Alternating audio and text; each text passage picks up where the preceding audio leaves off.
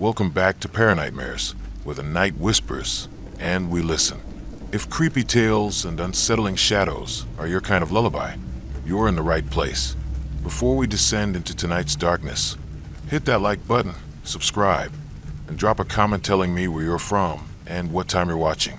After you finish the video, let us know which part made your skin crawl most. I'm watching, and I read everyone. The April mist wove through the pines of Springer Mountain, Georgia, the southern terminus of the Appalachian Trail, cloaking the ridges in a damp, suffocating haze that swallowed the dawn's faint glow. The air carried the scent of wet earth, pine needles, and something acrid, like herbs left too long in the rain. I, Daniel Harper, 34, a former park ranger turned freelance photographer, gripped the wheel of my battered Jeep as it rattled up the narrow, gravel-choked road to the Airbnb cabin I'd booked for a week before starting my thru-hike. The cabin, a squat log structure half hidden by ancient oaks, promised secluded tranquility and a host, Miriam Tate, a herbalist whose 5-star reviews glowed with praise for her chamomile teas and trail wisdom. My career had crumbled after a scandal, caught selling park data to developers for quick cash to cover debts, a betrayal that cost me my ranger badge and my family's trust. My sister, Ellie, back in Atlanta, had begged me not to hike alone, citing my nightmares. Waking at 3:33 a.m., heart pounding, hearing whispers from the dark, a figure watching from the trees. I needed this trail, this photo series on its beauty, to reclaim my name. But Springer Mountain's shadows held something older, something that knew me already. Miriam greeted me at the cabin's door, her wiry frame dwarfed by the towering pines, her face weathered, her eyes like chipped flint catching the fading light. She was in her 50s, her gray braid tight, her smile sharp but hollow, as if it were a mask she'd worn too long. "Welcome, Daniel," she said, her voice low, almost a chant, handing me a key carved from dark wood, etched with a spiral that pulsed faintly under my thumb, warm as if alive. "Rules: no fires, no straying off the trail, and don't touch the stones." Her gaze bored into me, as if reading my sins, her fingers brushing mine, cold and rough like bark. The cabin was a paradox of warmth and unease, polished log walls, a wood stove crackling, a quilted bed under a slanted roof. But the air hummed, a low vibration that settled in my bones. In the backyard, visible through a fogged window, stood a circle of smooth, gray stones, each the size of a skull, etched with spirals that seemed to shift in the mist. "What are those stones?" I asked, my voice catching. Miriam's smile twitched, her eyes narrowing. "Old markers. Sacred. Leave them be." She turned, her boots silent on the pine needle carpet, her shadow blending into the fog, too fluid, too long for the dim light. I unpacked my camera gear, setting up a tripod by the window, the lens trained on the trailhead's distant ridge. The silence was oppressive, broken only by the wind's low moan, like voices circling the cabin. That night, I jolted awake at 3:33 a.m., my skin prickling. The cabin colder than the Georgia spring should allow. A low hum, like a chorus of voices too soft to parse, pulsed from outside. I grabbed my flashlight, its beam slicing through the mist to the stone circle, where the spirals glowed faintly, pulsing in rhythm, like a heartbeat in the earth. The hum sharpened into whispers, layered and urgent. "Daniel, join us." My heart thudded, my breath visible in the chill.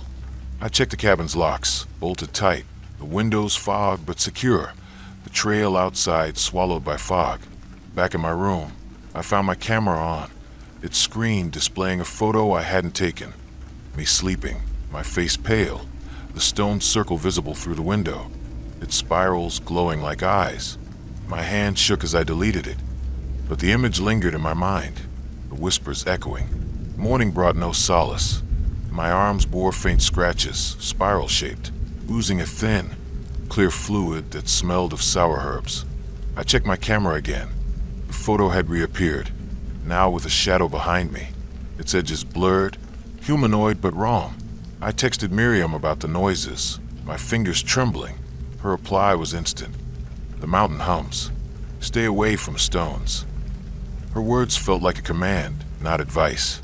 I tried to work, framing shots of the trail, but my camera glitched, capturing images of the stones, even when pointed elsewhere.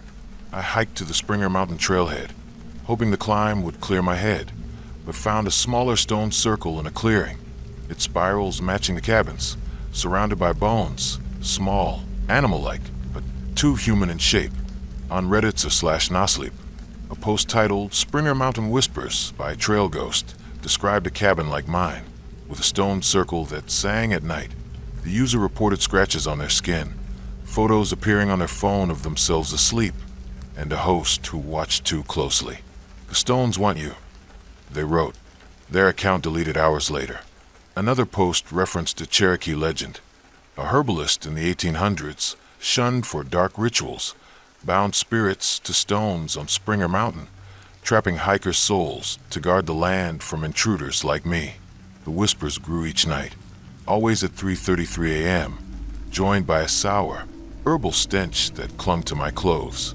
My scratches deepened, the spirals spreading across my chest, burning with each heartbeat. My camera captured more unexplainable photos, me standing among the stones, my eyes empty, my skin peeling into spirals. I tried to leave, packing my gear in a panic, but my Jeep's battery was dead, the trailhead road lost in fog that seemed to breathe. Miriam appeared uninvited, her eyes gleaming like wet stone, offering a mug of tea that reeked of decay.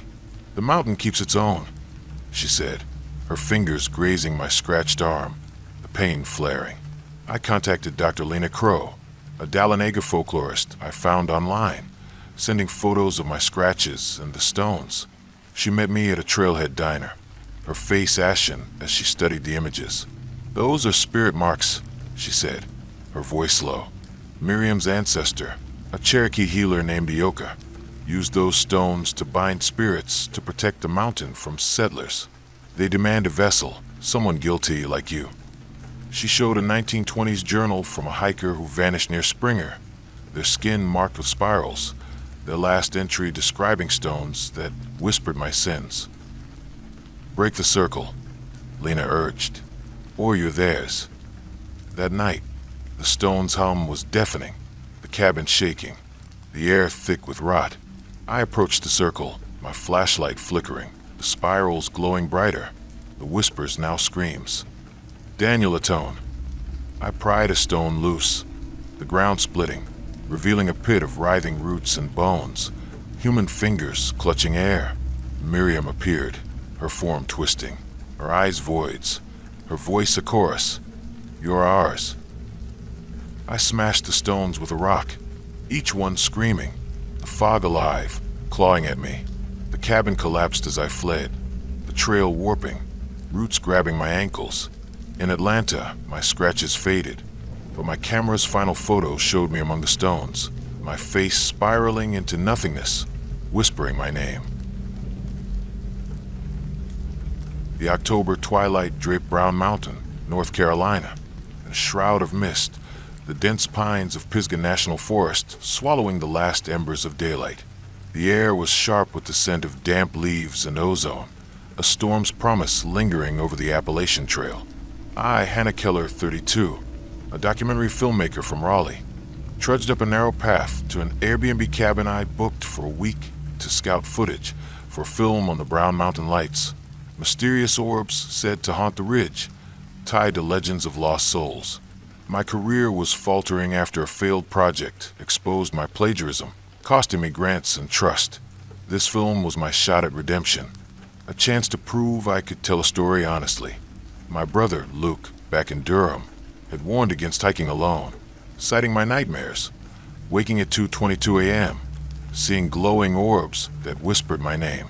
The cabin, a cedar A-frame perched near the trail, promised rustic solitude, and a host, Caleb Morrow, retired forest ranger whose reviews praised his local lore and homemade cider.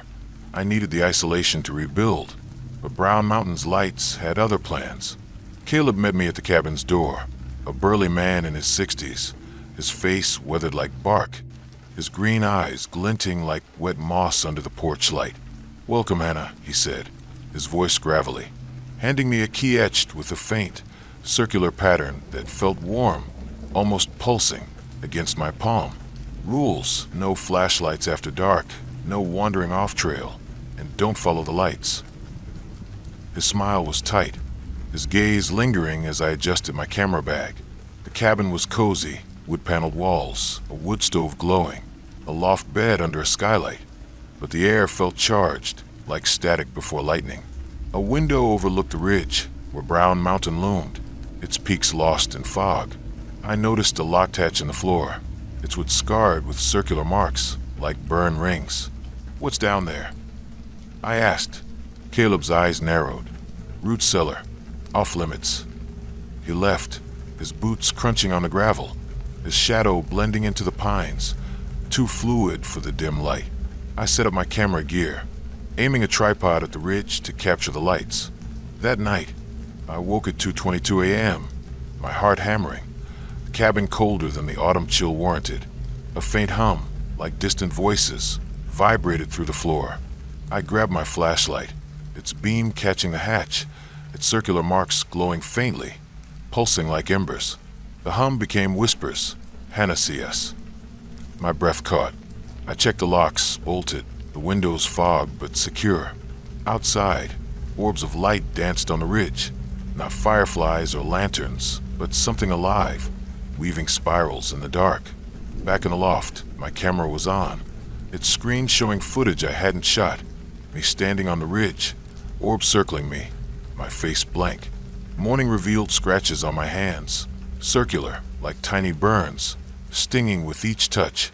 I texted Caleb about the noises and lights, but his reply was instant. "The mountain plays tricks. Stay away from the lights." The scratches spread, forming spirals up my arms, burning under my skin. My camera captured more unexplainable footage. Walking toward the ridge, orbs guiding me, my eyes glowing. I scoured our /Nosleep, finding a post titled "Brown Mountain Nightmare" by Ridge Wraith. They described a cabin like mine, with a hatch that hummed and lights that whispered, their skin marked after following them. "The host watches you," they warned, their account deleted. Another post referenced a Cherokee legend.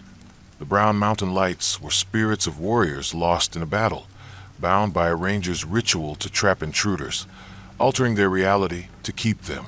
I tried to leave, but my car's engine sputtered, the battery drained, the trail swallowed by fog. Caleb appeared uninvited, his eyes gleaming, offering cider that smelled of ash. "The mountain chooses," he said, his fingers brushing my marked hand, the pain flaring. I emailed Dr. Amos Reed, a Morganton folklorist, sending photos of my scratches and the hatch's marks. He met me at a trailhead cafe, his face pale.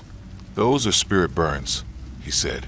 "Caleb's ancestor, ranger in the 1800s, bound the lights to protect the mountain, using a cellar altar. They rewrite reality to keep you." He showed an 1870 journal. Hikers vanishing, their skin marked, their memories warped. "Destroy the altar," he urged. That night, the hatch was ajar, the hum deafening, orbs flooding the cabin. I descended into a cellar of stone, an altar glowing with circular patterns. The orbs formed a figure, eyeless, shimmering. Caleb appeared, his form flickering. "You're ours." The stairs vanished, time looping. I smashed the altar, the lights screaming, reality fracturing. I fled, the cabin dissolving. In Raleigh, my footage was gone, but my skin burned, and the night sky glowed with orbs, whispering my name.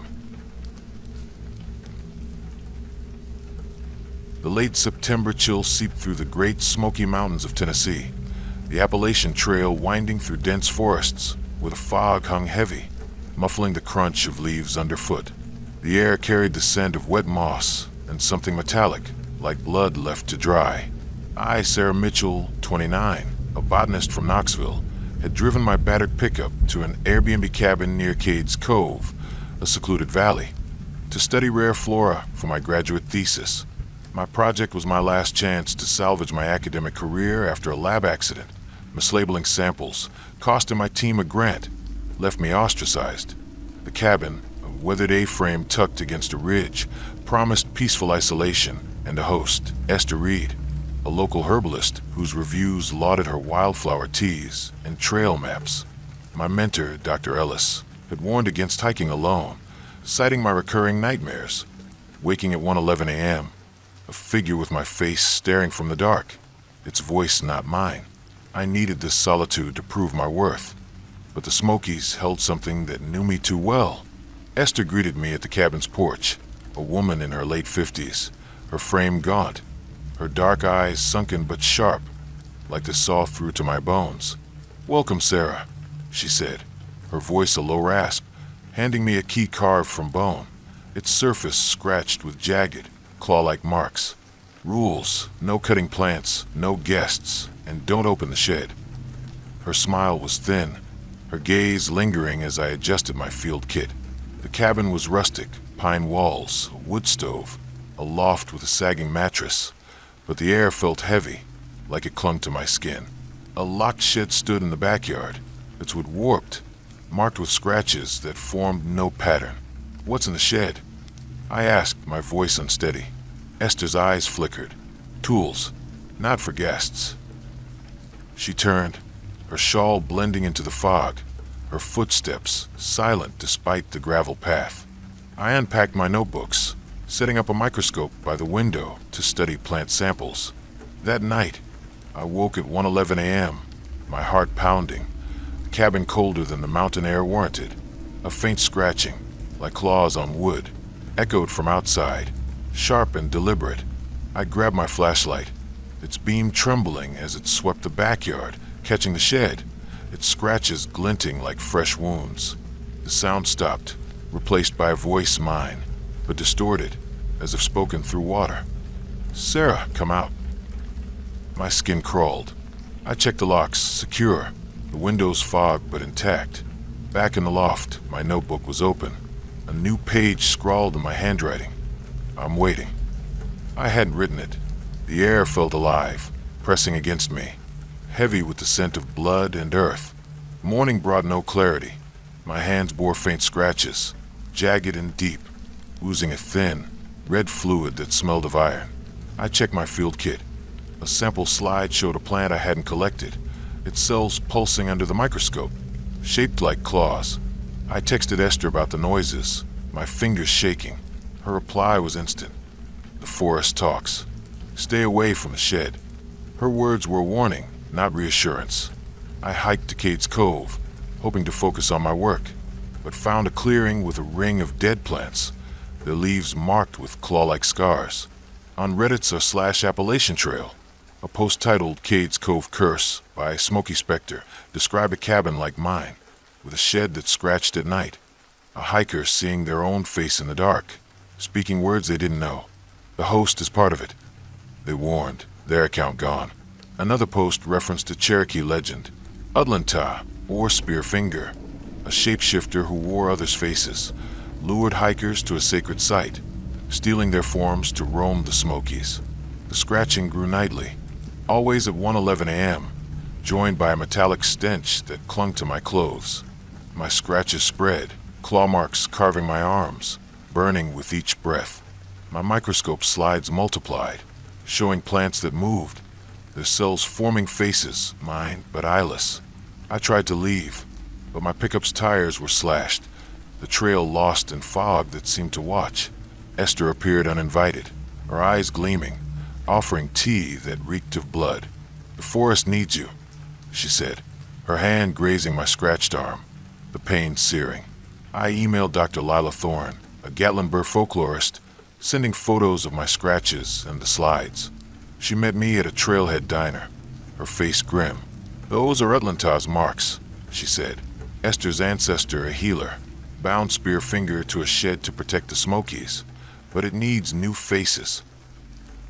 She showed an 1880s journal. Hikers vanishing, their double seen on the trail. "Destroy the shed's altar," she urged. That night, the shed door was ajar, the scratching a roar, the air thick with blood. I entered, descending into a dirt-floored chamber, an altar of bones and roots pulsing with my face. A figure me but not emerged, its voice mine. "Stay, Sarah." Esther appeared, her form shifting, claws gleaming. I burned the altar, the chamber screaming, the figure dissolving. I fled, the cabin collapsing, the fog alive. In Knoxville, my scratches faded, but my reflection spoke with her voice. The May dawn broke over Shenandoah National Park, Virginia, painting the Blue Ridge Mountains with a soft glow. Though the air held a chill that lingered in the bones, heavy with the scent of damp fern and something sour, like ash after rain, I, Lauren Baxter, 31, a social worker from Richmond, led our group of 4 to an Airbnb cabin near the Appalachian Trail Skyline Drive, hoping a week-long hike would mend the cracks in our friendships. My group included my college friend, Mia Chun, 30, a graphic designer battling burnout, her boyfriend, Tyler Reed, 32, a mechanic with a temper, and his cousin, Zoe Hart, 28, a barista with a knack for ghost stories. Our bonds had frayed, Mia's withdrawal, Tyler's arguments, my own guilt over failing a client who'd vanished. The cabin, a stone and timber structure tucked in a hollow, promised trailside peace, and a host, Amos Holt, a former trail guide whose reviews praised his maps and campfire tales. My therapist had warned against group trips, citing my nightmares, waking at 4:44 a.m., a faceless figure leading me into fog. I needed this hike to reconnect, but Shenandoah's shadows held a guide who'd never left. Amos met us at the cabin's gate, a lean man in his 60s, his face creased like old leather, his blue eyes dull like faded denim. "Welcome, folks," he said, his voice a low drawl, handing me a key etched with a jagged, wave-like mark that felt cold, almost slick, against my skin. Rules: no shortcuts off trail, no splitting up, and don't touch the well. His smile was brief, his gaze lingering on Zoe, who was snapping photos. The cabin was rugged, stone walls, creaking floors, fireplace stacked with logs, but the air felt heavy, like it resisted breathing. A stone well set in the yard, its rim carved with wave-like marks, covered by a rusted iron lid. "What's with the well?" I asked. Amos's eyes flickered. "Old water source, sealed for safety." He left, his flannel figure fading into the pines, his shadow too faint for the morning light. We unpacked, setting up gear for the trail. That night, I woke at 4:44 a.m., my heart pounding, the cabin colder than Virginia's, spring allowed. A faint splashing, like water lapping stone, came from outside.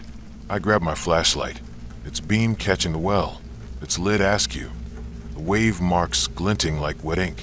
The sound stopped, replaced by a voice, low, masculine, familiar yet wrong. "Lauren, follow me." My skin prickled. I checked the locks, bolted, the windows fogged.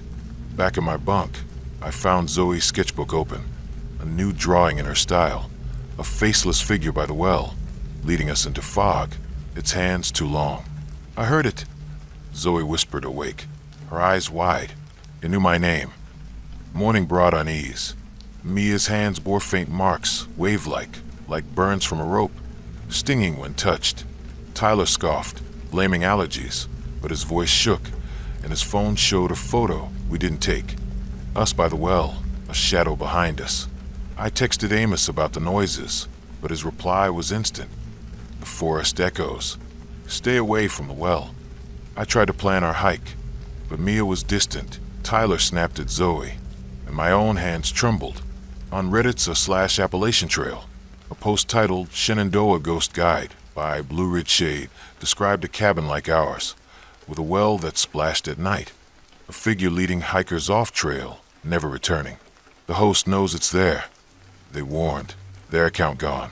Another post cited a 1930s trail guide, Amos's ancestor, who drowned in a well, his spirit guiding hikers to their doom, tied to Shenandoah's mists. The splashing grew nightly, always at 4:44 a.m., joined by a sour, ashy smell. Mia's mark spread, forming waves up her arms, oozing a gray fluid. Zoe's sketches grew darker, us lost in fog, the figure's hands pulling us. I found a note under my pillow, in my handwriting. "Lauren, he's waiting." Tyler's temper flared. his skin flaking like ash. We tried to leave, but our van's fuel line was cut, the trail road fog bound. Amos appeared, his eyes glinting, offering logs that smelled of rot. "The ridge keeps its own," he said, staring at Mia's arms. I emailed Dr. Nora Klein, a Luray historian, sending photos of Zoe's sketches. She met us at a trailhead diner, her face pale. "That's Holt's cabin," she said. "His great-uncle, Silas Holt, drowned in that well, binding his spirit to guide hikers to their deaths." She showed a 1935 log. Hikers vanishing, their tracks ending at the well. "Destroy its anchor," she urged. That night, the well's lid was off, the splashing a roar, the air thick with ash. We descended a ladder into a chamber of wet stone, a pool rippling with wave-like patterns. A figure, Silas, faceless, emerged, his voice ours. "Stay." Amos appeared, his form fading, urging us in. I burned a pile of wave-marked bones, the chamber shrieking, the fog swallowing the cabin. We fled, the trail warping. In Richmond, Mia's marks faded, but Zoe's sketches showed us drowning, and my reflection whispered. The June dusk settled over the Monongahela National Forest in West Virginia, the Appalachian Trail threading through a labyrinth of hemlocks and rhododendrons, their shadows pooling like ink under a sky bruised with storm clouds. The air was thick with the scent of damp bark and a faint, acrid tang, like charred feathers. I, Ethan Caldwell, 36, a former paramedic turned survivalist blogger, hiked alone to an Airbnb cabin near Seneca Rocks, a jagged outcrop piercing the fog. I'd booked the cabin for a week to document a solo trek for my blog, hoping to rebuild my audience after a failed stunt, claiming a bear attack that never happened tarnished my credibility. My ex-wife, Jenna, had warned against this trip, citing my nightmares, waking at 12:12 a.m., hearing wings flapping in the dark, eyes glowing red beyond my window. The cabin, a weathered chalet with a tin roof, promised wilderness solitude and a host, Gideon Voss, retired biologist whose reviews lauded his trail guides and venison stew. I needed this journey to reclaim my voice, but the forest's fog held something that knew my lies. Gideon met me at the cabin's porch, a stooped man in his late 60s, his face gaunt, his eyes red-rimmed, like he hadn't slept in days. "Welcome, Ethan," he said, his voice a low rasp, handing me a key etched with a faint, feather-like pattern that felt rough, almost sharp against my palm. "Rules: no loud noises, no straying from the trail, and don't open the attic." His smile was fleeting, his gaze lingering as I adjusted my backpack. The cabin was sparse, pine floors, a wood stove, a single bed under a slanted ceiling, but the air felt wrong, heavy with a static charge. A trapdoor in the ceiling, barely visible, was sealed with a rusted bolt, its wood marked with feather-like scratches. "What's in the attic?" I asked, my voice unsteady. Gideon's eyes flickered. "Old gear, locked for safety." He left, his coat blending into the fog, his footsteps swallowed by the forest's hum. I set up my laptop, drafting a blog post about the trail.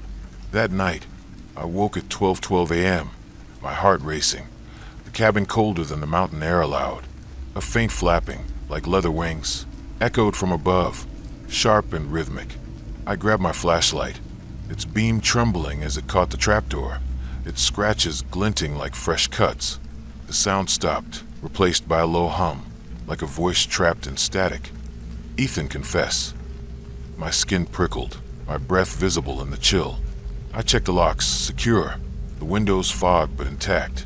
Back in bed, my laptop was open, displaying a blog post I hadn't written. "Ethan lies. The wings see." My hand shook as I deleted it, but the words lingered, the flapping echoing in my ears. Morning revealed marks on my shoulders, feather-shaped, like burns, stinging with each movement. I texted Gideon about the noises, but his reply was instant. "The forest stirs. Stay out of the attic." The marks spread, feather-like patterns creeping down my arms, burning under my skin. My laptop kept opening to new posts, each accusing me of lies, signed The Watcher.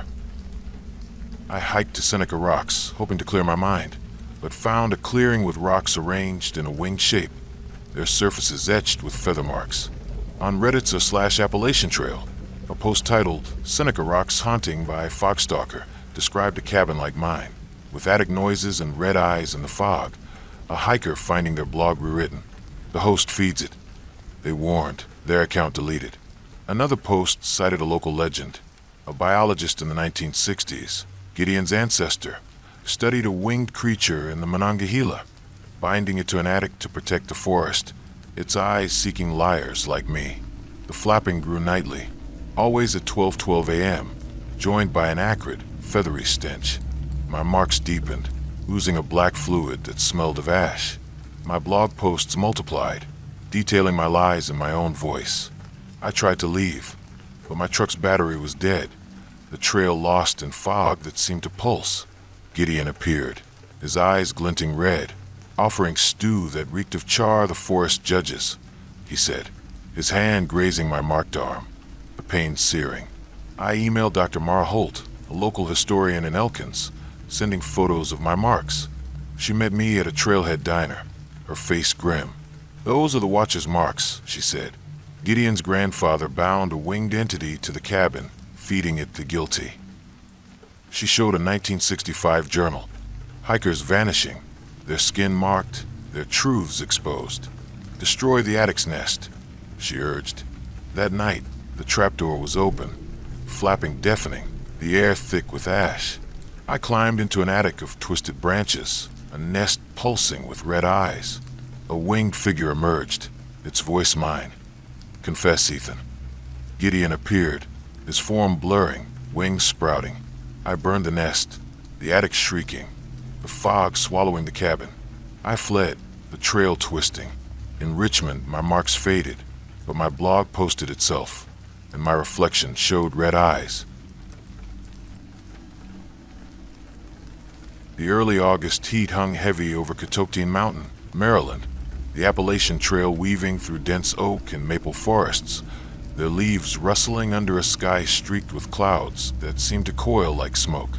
The air was thick with the scent of warm earth and a faint, rancid whiff, like rotting meat carried on the breeze. I, Nora Feldman, 33, a wildlife biologist from Baltimore, hiked alone to an Airbnb cabin near Cunningham Falls, a rocky cascade that drew trailgoers. I'd booked the cabin for a week to study nocturnal fauna for a research grant, my last chance to salvage my career after a misjudged study. Claiming a rare bat species that didn't exist cost me my university position.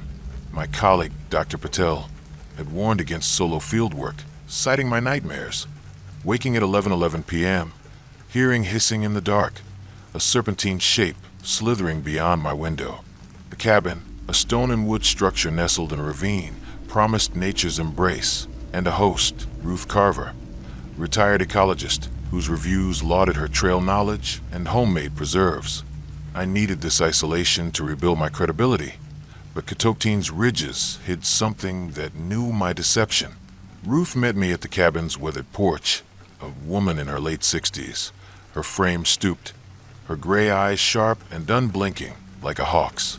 "Welcome, Nora," she said, her voice a dry whisper, handing me a key carved from dark stone, its surface etched with jagged, scale-like ridges that felt slick, almost alive, against my palm. "Rules: no digging, no night hikes, and don't touch the cellar door." Her smile was thin, her gaze lingering as I adjusted my field gear. The cabin was austere, stone walls, creaking floorboards, a single bed under a low ceiling, but the air felt oppressive, heavy with a faint, meaty stench. A cellar door in the kitchen, flush with the floor, was sealed with a rusted lock, its wood marked with scale-like scratches that seemed to shift in the dim light. "What's in the cellar?"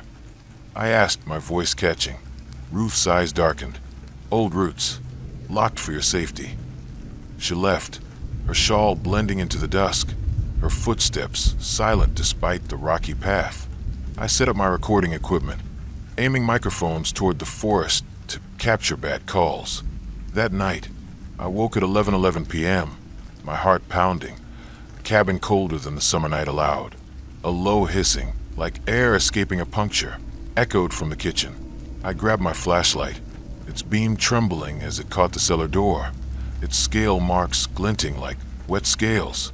The hissing sharpened into a voice, guttural and layered. "Nora, uncover us." My skin crawled, my breath shallow in the chill. I checked the locks, bolted, the windows fogged but secure. Back in my room, my audio recorder was on, playing a sound I hadn't captured. My voice, hissing, "Come below." My hand shook as I stopped it, but the hissing lingered, seeping from the walls. Morning revealed marks on my wrists, scale-like, like burns, oozing a gray, rancid fluid. I texted Ruth about the noises, but her reply was instant. "The mountain breathes. Stay out of the cellar." The marks spread, scale-like patterns creeping up my forearms, stinging with each pulse. My recorder captured more sounds, hissings forming my name, layered with animal cries that weren't bats. I hiked to Cunningham Falls, hoping to focus, but found a clearing with rocks arranged in a coiled, serpentine shape, their surfaces etched with scale marks.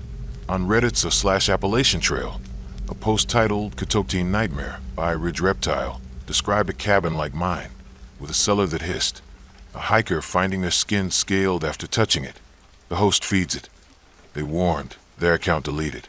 Another post cited a local legend, the Snallygaster, a serpentine monster from the 1700s, bound by an ecologist to Catoctin's depths, seeking liars to claim their flesh. I tried to leave, but my car's fuel pump was dead, the trail lost in fog that seemed to writhe. Ruth appeared uninvited, her eyes glinting, offering preserves that smelled of rot. "The ridge knows," she said, her hand brushing my marked wrist, the pain flaring. I emailed Dr. Elias Kane, a Frederick historian, sending photos of my marks and the rock formation. He met me at a trailhead diner, his face grim. "Those are Snallygaster marks," he said. "Ruth's ancestor, an ecologist in the 1800s, bound the creature to a cellar to protect the mountain, feeding it the deceitful." He showed an 1830 journal. Hikers vanishing, their skin scaled, their lies carved into rocks. "Destroy the cellar's heart," he urged. That night, the cellar door was open, the hissing deafening, the air thick with decay. I descended stone steps into a chamber of twisting roots, a pulsing mass of scales at its center. A serpentine form, eyeless, scaled, emerged, hissing my lies. "Nora, you falsified." Ruth appeared, her form slithering, scales gleaming. I burned the mass, the chamber shrieking, the fog swallowing the cabin. I fled, the trail coiling. In Baltimore, my marks faded, but my recorder hissed my name, and my reflection showed scaled eyes. The late October dust cloaked the Michaud State Forest in Pennsylvania, the Appalachian Trail winding through a sea of oaks and maples, their leaves falling like embers under a sky heavy with the threat of rain. The air was crisp, laced with the scent of decaying foliage and a faint, smoky undertone, like a fire long extinguished. I, Jacob Riley, 35, a history teacher from Pittsburgh, hiked alone to an Airbnb cabin near Pine Grove Furnace, a historic ironworks site, to clear my mind after a scandal. Falsifying attendance records to protect a struggling student cost me my job. The cabin, a log structure nestled in a clearing, promised historic serenity, and a host, Clara Henshaw, a retired archivist whose reviews praised her local history tours and homemade apple butter. My ex-colleague, Dr. Marie Voss, had warned against this solo trip, citing my nightmares, waking at 10:10 p.m., hearing laughter from a fire that wasn't there, shadows dancing beyond my window. I needed this isolation to rebuild my purpose, but the Michaud's silence held echoes that knew my shame. Clara met me at the cabin's weathered porch, a woman in her early 70s, her frame frail but her hazel eyes sharp, glinting like polished stone in the fading light. "Welcome, Jacob," she said, her voice soft but deliberate, handing me a key carved from blackened wood, its surface etched with faint, ash-like smudges that felt gritty under my fingers. "Rules: no open fires, no wandering after dark, and don't touch the fireplace." Her smile was brief, her gaze lingering as I adjusted my backpack. The cabin was austere log walls, creaking floors, a stone fireplace sealed with a rusted grate, its hearth marked with smudges that seemed to shimmer. The air was heavy, thick with the scent of old ash and something bitter, like burnt paper. "Why is the fireplace sealed?" I asked, my voice unsteady. Clara's eyes narrowed. "It's unsafe. Leave it be." She left, her coat blending into the dusk, her footsteps silent on the leaf-strewn path. I unpacked my journal, planning to document the trail's history for a personal project. That night, I woke at 10:10 p.m., my heart pounding, the cabin colder than the autumn night warranted. A faint crackling, like a distant fire, echoed from the living room, joined by soft laughter, children's voices, layered and wrong. I grabbed my flashlight, its beam trembling as it caught the fireplace, its smudges glowing faintly, like dying embers. The crackling stopped, replaced by a whisper, low and mocking. "Jacob, you hid the truth." My skin prickled, my breath shallow in the chill. I checked the locks, bolted, the windows fogged but secure. Back in my room, my journal was open, a new entry in my handwriting. "The fire remembers." I hadn't written it. The air felt alive, heavy with unseen eyes. Morning revealed marks on my palms, ash-like smudges, stinging like burns, smelling of smoke. I texted Clara about the noises, but her reply was instant. "The forest carries echoes. Stay away from a fireplace." The smudges spread, ash-like patterns creeping up my wrists, burning with each pulse. My journal filled with entries I didn't write, details of my scandal, names of students I'd failed. I hiked to Pine Grove Furnace, hoping to clear my mind, but found a clearing with stones arranged in a fire pit shape, their surfaces etched with smudges like those on the fireplace.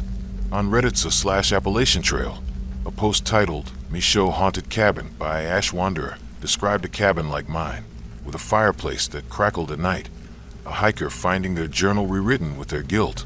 "The host feeds the fire," they warned, their account deleted. Another post cited a 1900s tragedy. Children died in a fire at Pine Grove Furnace, their spirits bound by an archivist to a cabin's hearth, seeking those who hid truths. I tried to leave, but my car's ignition failed. The trail lost in fog that seemed to laugh. Clara appeared uninvited, her eyes glinting, offering apple butter that reeked of ash. "The forest sees," she said, her hand brushing my marked wrist, the pain searing. I emailed Dr. Samuel Klein, a Gettysburg historian, sending photos of my marks and the stones. He met me at a trailhead diner, his face grim. "Those are fire marks," he said.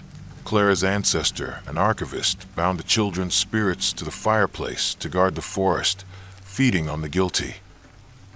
He showed a 1910 log, hikers vanishing, their skin smudged, their secrets carved into stones. "Destroy the hearth's anchor," he urged. That night, the fireplace grate was loose, the crackling deafening, the air thick with smoke. I pried open the hearth, revealing a chamber of charred bones glowing with embers. Shadows, children eyeless, emerged, their voices accusing. "Jacob, you lied." Clara appeared, her form flickering, ash falling from her. I burned a pile of smudged papers, the chamber screaming, the fog swallowing the cabin. I fled, the trail twisting. In Pittsburgh, my marks faded, but my journal wrote itself, and my reflection laughed with their voices. The mid-September twilight draped Stokes State Forest in New Jersey, the Appalachian Trail snaking through dense pines and rocky outcrops, their shadows stretching like claws across the leaf-strewn ground. The air was heavy with the scent of resin and a faint, musky odor, like damp fur left to rot. I, Emily Torres, 30, a freelance illustrator from Newark, had driven my aging hatchback to an Airbnb cabin near High Point, the state's highest peak, to sketch the trail's landscapes for a new graphic novel. My career was crumbling after a public feud with a collaborator, accusing me of stealing her concepts, tanking my commissions. The cabin, a cedar-shingled structure tucked in a hollow, promised woodland inspiration and a host, Leonard Marsh, retired forester whose reviews praised his trail maps and homemade jerky. My best friend, Carla, had warned against hiking alone, citing my nightmares. Waking at 9:09 p.m., hearing hoof scraping and a guttural snarl outside my window. I needed this solitude to reclaim my art, but the pines of Stokes hid something that knew my theft. Leonard met me at the cabin's sagging porch, a wiry man in his late 60s, his face etched with deep lines, his amber eyes glinting like polished wood in the fading light. "Welcome, Emily," he said, his voice a low growl, handing me a key carved from bone, its surface scratched with jagged, hoof-like gouges that felt rough, almost warm, against my palm. "Rules: no sketching at night, no straying off trail, and don't open the shed." His smile was fleeting, his gaze lingering as I adjusted my sketch pad. The cabin was sparse pine walls, a creaking floor, a single bed under a slanted roof, but the air felt thick, like it resisted movement, tinged with a musky stench. A shed stood in the backyard, its wood warped, marked with hoof-like scratches that seemed to bleed sap. "What's in the shed?" I asked, my voice catching. Leonard's eyes darkened. "Old tools, locked for your safety." He left, his flannel blending into the pines, his shadow too angular, too swift for the dim light. I unpacked my art supplies, setting up an easel by the window to sketch the trail's ridges. That night, I woke at 9:09 p.m., my heart pounding, the cabin colder than the autumn evening allowed. A sharp scraping, like hooves on stone, echoed from outside, joined by a low snarl, deep and guttural. I grabbed my flashlight, its beam trembling as it caught the shed, its scratches glinting like fresh wounds. The snarl became a voice, rasping and layered. "Emily, you took what's ours." My skin prickled, my breath shallow in the chill. I checked the locks, bolted, the windows fogged but secure. Back in my room, my sketch pad was open, a new drawing in my style. Chimerical creature, hooved, winged, horned, lurking by the shed, its eyes fixed on me. "I heard it," I whispered to myself, my hands shaking. Morning revealed marks on my forearms, hoof-shaped, like bruises, oozing a sticky, musky fluid.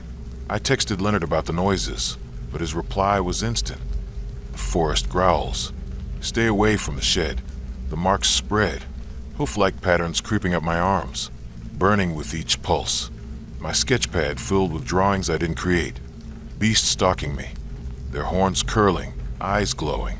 I hiked to High Point, hoping to clear my mind, but found a clearing with rocks arranged in a horn shape, their surfaces etched with hoof marks. On Reddit's /Appalachian Trail, a post titled "Stokes Forest Terror" by Pine Phantom described a cabin like mine, with a shed that snarled, a hiker finding their art defaced with beastly figures. "The host serves it," they warned, their account deleted. Another post cited a Jersey Devil legend. A forester in the 1700s bound a chimerical creature to Stokes Forest, feeding it thieves to guard the land. I tried to leave, but my car's tires were slashed, the trail lost in fog that seemed to snarl. Leonard appeared uninvited, his eyes glinting, offering jerky that reeked of musk. "The pines judge," he said, his hand brushing my marked arm, the pain flaring. I emailed Dr. Rachel Klein, a Sussex County historian, sending photos of my marks and sketches. She met me at a trailhead diner, her face pale. "Those are the beast's marks," she said. "Leonard's ancestor, a forester, bound a chimerical entity to a shed to protect the forest, targeting those who steal." She showed a 1750 journal. Hikers vanishing, their skin marked, their truths carved into rocks. "Destroy the shed's heart," she urged. That night, the shed door was ajar, the snarling deafening, the air thick with musk. I entered, descending into a chamber of tangled roots and bones, a pulsing mass of horns and hooves at its center. A creature, winged, hooved, horned, emerged, its voice accusing. "Emily, you stole." Leonard appeared, his form shifting, horns sprouting. I burned the mass, the chamber shrieking, the fog swallowing the cabin. I fled, the trail twisting. In Newark, my marks faded, but my sketches drew themselves, and my reflection snarled with horned eyes. The early October chill settled over the Green Mountain National Forest in Vermont, the Appalachian Trail threading through dense stands of maple and birch, their leaves blazing crimson and gold, yet casting shadows that seemed to pulse with a life of their own. The air was sharp with the scent of frost-kissed pine and a faint, sour tang, like marrow seeping from cracked bones. I, Caleb Morrow, 34, a former archaeologist from Burlington, had driven my rusting sedan to an Airbnb cabin near Stratton Mountain, a rugged peak revered by hikers. I'd booked the cabin for a week to document ancient trail sites for a freelance project, my last chance to salvage my career after a botched excavation, misidentifying artifacts, costing my team a grant, left me disgraced. My sister, Hannah, had warned against hiking alone, citing my nightmares, waking at 8:08 p.m., hearing a low moan and bones rattling outside my window. The cabin, a weathered timber structure tucked in a ravine, promised mountain solitude, and a host, Agnes Weir, retired botanist whose reviews lauded her trail guides and homemade maple syrup. I needed this isolation to rebuild my reputation, but the Green Mountains held a presence that knew my failures. Agnes met me at the cabin's creaking porch, a woman in her late 60s, her frame wiry, her pale eyes glinting like frost under the overcast sky. "Welcome, Caleb," she said, her voice a dry murmur, handing me a key carved from antler, its surface etched with faint, bone-like ridges that felt cold, almost brittle, against my palm. "Rules: no digging near the cabin, no hiking after dusk, and don't touch the bone pile." Her smile was thin, her gaze lingering as I adjusted my field gear. The cabin was sparse, rough-hewn walls, a wood stove, a single bed under a slanted roof. But the air felt heavy, like it clung to my lungs, tinged with a sour, marrow-like stench. In the backyard, a pile of bones, deer maybe, but too large, stood stacked in a crude arch, their surfaces scratched with ridge-like marks that seemed to shift in the dim light. "What's with the bones?" I asked, my voice unsteady. Agnes's eyes flickered. "Old offerings. Leave them be." She left, her coat blending into the fog, her footsteps silent despite the rocky path. I unpacked my notebooks, setting up a camera to photograph trail sites. That night, I woke at 8:08 p.m., my heart pounding, the cabin colder than the Vermont autumn warranted. A low moan, like wind through hollow bones, echoed from outside, joined by a faint rattling, as if bones clattered together. I grabbed my flashlight, its beam trembling as it caught the bone pile, its ridges glinting like polished ivory. The moan became a voice, deep and layered. "Caleb, you broke the past." My skin prickled, my breath shallow in the chill. I checked the locks, bolted, the windows fogged but secure. Back in my room, my notebook was open, a new page scrawled in my handwriting. The bones no. I hadn't written it. The air felt alive, heavy with unseen weight. Morning revealed marks on my hands, bone-like ridges, like fractures, oozing a pale, sour fluid. I texted Agnes about the noises, but her reply was instant. "The forest moans. Stay away from the bones." The marks spread, ridge-like patterns creeping up my arms, stinging with each pulse. My camera captured images I didn't take, me standing by the bone pile, my face pale, eyes empty. I hiked to Stratton Mountain, hoping to focus, but found a clearing with stones arranged in a skeletal arch, their surfaces etched with bone-like ridges. On Reddit's /Appalachian Trail, a post titled "Green Mountain Curse" by Bone Wanderer described a cabin like mine, with a bone pile that moaned, a hiker finding their notes rewritten with their failures. The host tends it. They warned, their account deleted. Another post cited a Vermont legend. A botanist in the 1800s bound a Wampahoofus-like beast to the Green Mountains, a spectral creature that stacked bones to trap those who defiled history, like me. I tried to leave, but my car's engine was dead, the trail lost in fog that seemed to moan. Agnes appeared uninvited, her eyes glinting, offering syrup that smelled of marrow. "The mountains remember," she said, her hand brushing my marked arm. the pain searing. I emailed Dr. Lila Stone, a Rutland historian, sending photos of my marks and the bone arch. She met me at a trailhead diner, her face grim. "Those are the beast's marks," she said. "Agnes's ancestor bound a spectral creature to a bone pile to guard the forest, targeting those who falsify the past." She showed an 1840 journal. Hikers vanishing, their skin ridged, their lies carved into bones. "Destroy the pile's heart," she urged. That night, the bone pile rattled, the moan deafening, the air thick with marrow. I approached, finding a hidden pit beneath, filled with pulsing bones. A skeletal beast, antlered, hollow-eyed, emerged, its voice accusing. "Caleb, you lied." Agnes appeared, her form fading, bones clattering. I burned the pit's core, the forest shrieking, the fog swallowing the cabin. I fled, the trail twisting. In Burlington, my marks faded, but my camera showed me with hollow eyes, and my reflection moaned.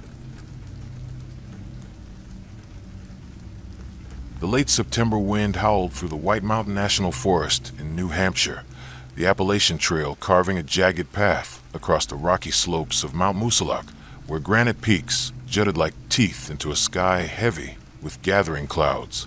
The air was crisp, laced with the scent of pine sap and a faint, bitter undertone, like sweat dried on fear-soaked skin.